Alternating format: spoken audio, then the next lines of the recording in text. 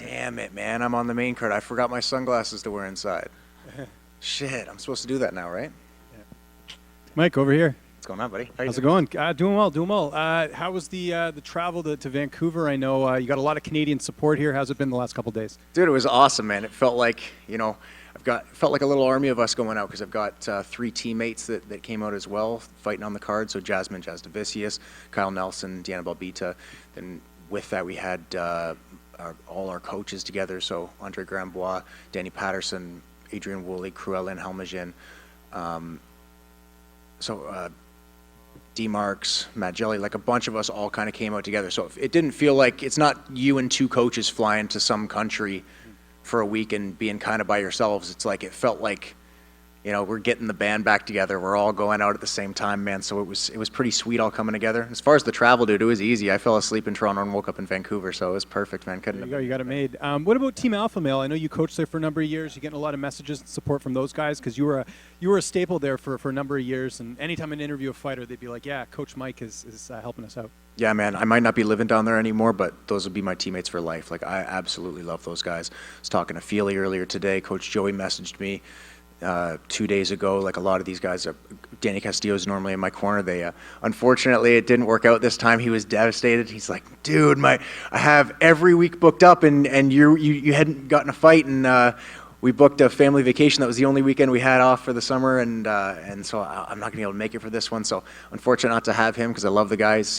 Big brother to me, but I've got some absolutely world-class coaches in my corner, so I feel really confident with the guys I brought with me.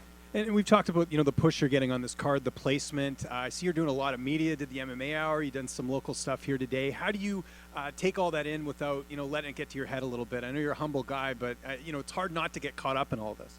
No, I honestly, I enjoy this. Like, this is just like nothing but compliments for the work that I've put into the sport. Like, that's kind of how I view this, right? You can view it as obligations, but like, this is just people telling me like, "Hey, you're doing a good job," and that's, definitely feels good after putting in 20 years worth of work. And as far as like the increased obligations and stuff, like every fight that I've had with the company so far has been outside of my comfort zone and pushed me even more. Where like Mickey Gall Contender Series.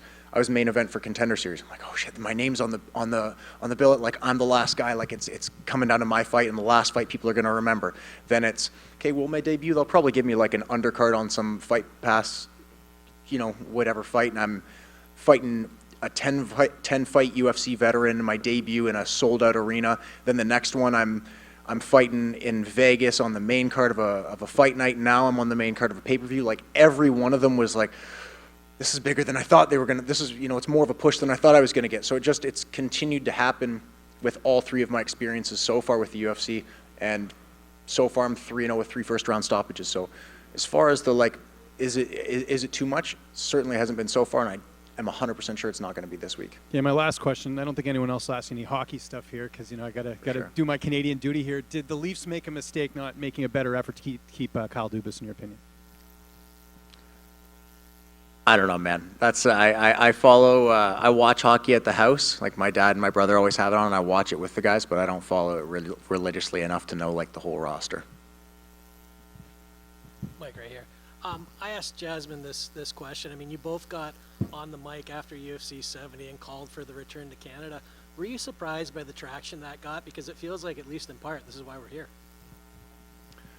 I'm just happy that we're back. Like, I had heard that night that they were planning on coming back already. I made Jazz and I got on the mic, and it was funny. I was looking forward to a short little break before the next camp, but I'm like, "Come back to Canada soon." We put down the mic, and a friend of mine with the UFC was like, "Hey, just so you know, they're coming back in June to Vancouver." So it was like right back into camp. I'm like, okay, I already had a date in mind. I'm like, well, I'm right back into training camp, no break again. Let's get right to it, put the work in. And even though I was trying to take a little bit of a vacation, your mind's focused on a date, right? You can't really ever get it out of your head. So I'm just excited that we're back in Canada, man. It's been years. This has been a dream of mine my entire fight career. Since before I got into fighting professionally, I've always wanted to fight in the UFC at home in Canada in front of just wild Canadian fans. Everybody knows how the Canadian fans get at UFC fights. Like, we're loud, man. We're passionate. We really get behind our fighters. So I'm really excited to put on a show for these guys. Well, the timing was impeccable. It seemed like it took a little bit for your fight in particular to be announced. Were you in conversation with the UFC? Was there any fear that maybe they didn't have something for you? Oh yeah, there's always fear, right? So I didn't have a fight booked, and they didn't. I was one of the later guys they put on the card, and I just started seeing the card fill up. Like, they had a lot of fights before my fight finally got announced, and yeah, I was worried that I wasn't gonna get on. And my manager gave me a little bit of the, he's trying to let me down easy. He's like, hey man, yeah, it looks like it's a little bit full, and they're waiting for someone to look for a fight at welterweight who isn't already booked and who isn't injured. Just, I guess, logistically there weren't guys. And he's like, there's a chance you're not on this one. I don't want you to get your hopes up too high. I'm like, buddy, I'm getting my hopes until it's June 9th and everyone's weighed in and I don't have an opponent. I'm fighting on June 10th. So I'll get my hopes as high as I want. And I'm going to be let down either way, so I might as well get my hopes up and start focusing on it before. I don't understand when people are like that. Oh, I'm not going to get all excited. I'm like, dude, I'm going to get excited as hell. And if it doesn't work out, then I'll be upset either way. So I'd rather get the fun out of it on the first half.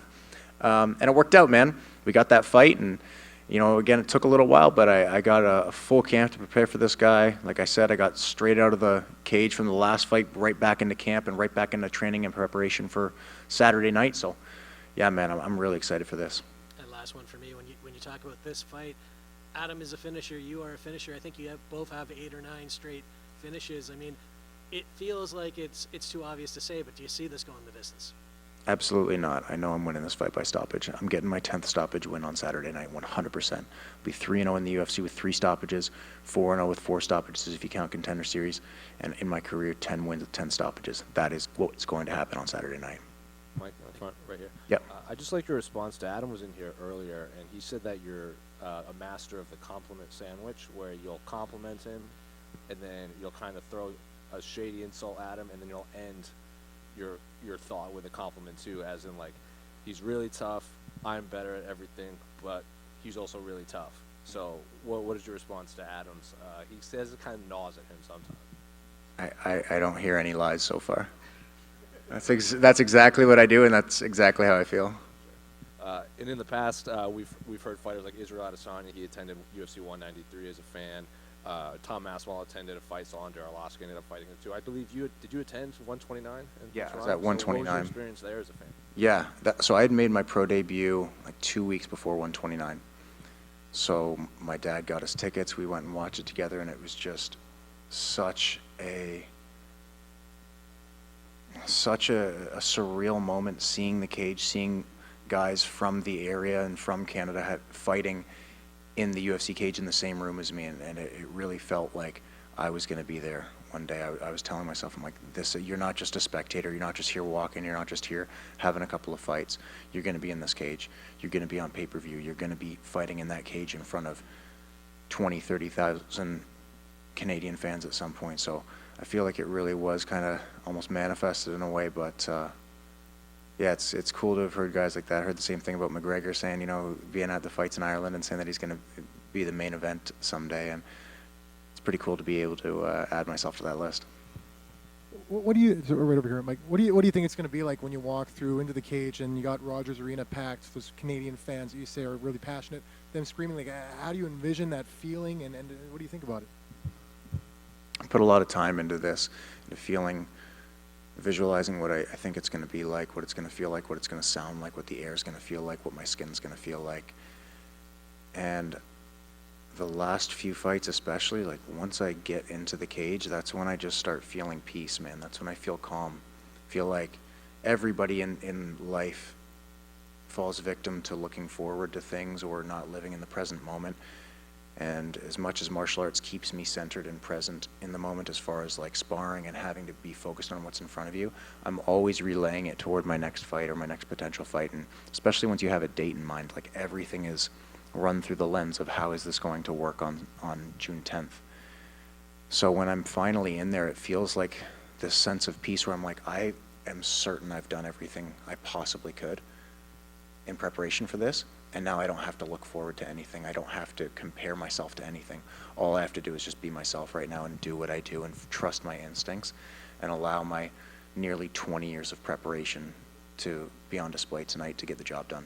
And I'm curious, do you have any connection to BC at all? I know you're from out east, but have you spent much time in Vancouver, BC before? This is my first time in BC, so the only two provinces before this week that I'd never been to are Newfoundland and BC, so awesome to be able to check BC off the list. I've never heard anything bad about BC. I've just heard amazing things about Vancouver, and I can see why. We got off the plane, and just that first deep inhale, I could feel the air, I could feel the water, I could feel just how much nature is in this city. Like, I'm in love with this city so far. I was getting on the phone with my fiance, and I was like, dude, we need to win a couple of fights, and we're getting a summer home out here, we're getting a condo out here, an apartment out here, or something, because I need to be able to come back, because this city's absolutely beautiful. Awesome. Thanks, man. Hey, Mike, over here, brother. Yo, buddy. What do you have against second rounds? All your fights seem to end in the first round. What do you got against second round? Look, man, I'm not getting paid by the hour to be here. Like, I get paid for the job. If it takes me 15 seconds versus 15 minutes, I'm a man of efficiency, bud. I appreciate that, bro. And I've heard that some boys are making the trip over from back east. Some of the boys are making the trip up from California. Some big social media influencers, the Nelk boys, are going to be supporting you. So what does that mean to have them backing you? Dude, it's amazing to have those guys back me. Like, they're absolutely killing it right now. Like, you can't turn on social media without seeing the Nelk boys, and to hear from them that they're interested in working with me. Again, you could view any of this stuff, the main card placement, the coming back to Canada, working with the Nelk boys, you could view that as pressure. Like, oh man, this is like, what does all this mean? It's like, what it means is you're going to go out there and win your fight anyway on Saturday night, and you're just going to have that much bigger of a celebration after. Like, I'm going to have some new friends to hang out with and celebrate with, and promote ourselves with. Like, it means a lot, again, to get that like compliment from these guys saying that they believe in what I'm doing enough to back me. So I'm really proud to be working with the Nelk boys and working with these guys. So I'm pretty pumped. And one thing I should have said with the 15 seconds or 15 minutes, the efficient, I should have hit them with the Letterkenny quote, man. If there's one thing you should be, it's efficient. There we go. I got to throw it out there, man. Mike, right here. Yeah. How proud of you how proud are you to be a representative of Canadian mixed martial arts, and what do you think of the current state of Canadian mixed martial arts? I'm so proud to be able to represent my country. I love Canada. I love that I get to go out on the international stage and wear my flag. My debut, we were still allowed to carry flags, and I had that blood-soaked thing in the cage with me, and I loved it, man. It's hanging in my room. I look at it every single day. I love that I get to represent Canada on the world stage. I've been dying for more Canadian talent to come out. I want Canadians to hold belts. I want Canadian MMA to really make a rise, and if I can play a part in that, especially on Saturday night, I'm more than happy to lead the charge or to help inspire the next generation. As far as like the current state of Canadian mixed martial arts, I think you give it like 1, 2, 3 years, we're going to see a lot of new young talent from Canada coming into the show, because there are some absolute killers that nobody knows yet that are just a few wins away from the UFC and are going to make some big waves. Are you happy to be the one that's kind of leading that charge with all the new prospects coming through? Yeah, for sure, man. If I'm the one leading the way, then that's awesome, right? It's funny. I was talking to back to the Alpha Male comment. I was talking to some of the guys down at Alpha Male. Feely especially is one of my closest friends. We were chatting about it. We're like, man, it really felt like, when we were like 20, 21, there were all these guys up at the top, kind of talking about, all the vets that were there. And he's like, and they're gone now. It just feels different. And I'm like, no, we're the guys now. Like, yeah, we were 22, 23, looking up to the Fabers and the Chad Mendez and the Joseph Benavidez and the Lance Palmers and Danny Castillos and all these guys. But it's like, and we still should be looking up to those guys. Those are our big brothers. But we're the guys running the show now. We're the guys who are leading the charge. And the young 22-year-olds are the ones that are looking up to us. And they're looking to us for how to act and how to carry ourselves and how to train and how to fight and how to dig deep. It's like, it's cool to be able to have the like changing of the guard and the changing, the passing of the torch, especially when you don't really realize it until like one day you look around, you're like, shit, aren't we 22, man? Aren't we 23? Isn't our whole career ahead of us? Like, no, man, I'm 31. I'm deep in this. This is the time to get this done. Thanks, Mike. Mike over here. Yeah. How much of an impact did those couple of years that you had taken off to focus on grappling, to focus on coaching, have in getting you to this point now where when you came back, the knockout win over Solomon Renfro, Contender Series, on to where you are now? I think it was huge. I was 25. I was doing well, fighting professionally. I probably could have, after a win or two, gotten to the UFC, a few years earlier.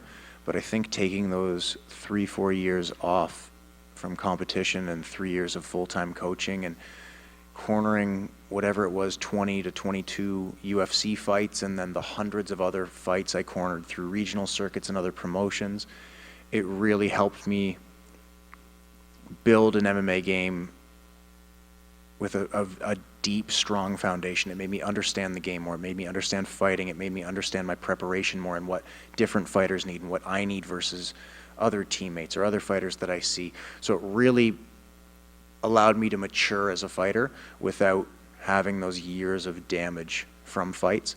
So I think, yeah, that was absolutely monumental. I think I could have done well had I been thrown into the UFC right off the bat, but I think that taking the long road was the right road for me. Does it feel to you that some people at times see that it's just 11 fights and you're 31, as you said, and kind of think this guy doesn't have that experience, he doesn't have, because they maybe don't know all of the coaching, they don't know all those years that went into it, and you're able to kind of not sneak up on people a little bit because it's now becoming a highlight reel of first round finishes, but catch people off guard a little bit with the depth of your game? Yeah, I think it's easy to see not a ton of fights professionally and think maybe I don't have that kind of experience, but I've been around for a long time, man. I haven't taken any breaks from this sport, even though I took time off competing. MMA has always been at the forefront of my mind, and grappling and wrestling and fighting and striking, and I love that I don't have a ton of fights yet, and it's kind of almost seems like, where did this guy come from? Why? So it's the classic story of guys popping up out of nowhere. Like Jorge Masvidal seemed like he popped out of nowhere and is famous. It's like, dude, I remember watching that guy kick Eve Edwards in the head in Bodog fights back in what was that, 2007? I was like, dude, this guy's gonna be a killer. I was right. Took 13 years, but man, and he was already a killer at that time, right? He was already professional. It's not like that's when he started training, right? This guy's been an animal his whole life, and then and now just finally got the recognition on the world stage, right? So not to compare myself to him in any way, but kind of feels like that, where I've been around for a while. I just haven't felt the need to let people know yet. Now that you're sitting on the dais with a pay-per-view backdrop behind you, any message for the classmates of 14-year-old Mike Malott at Hillfield that thought you were crazy for chasing this dream? Told you. Just over here. Just want a prediction from you for the main event between Nunes and Aldana. How can you bet against Nunes? She's amazing. She's the greatest female fighter of all time, in my opinion. She's absolutely incredible. So, no disrespect to her opponent, but yeah, Nunes is a beast. She's a different level.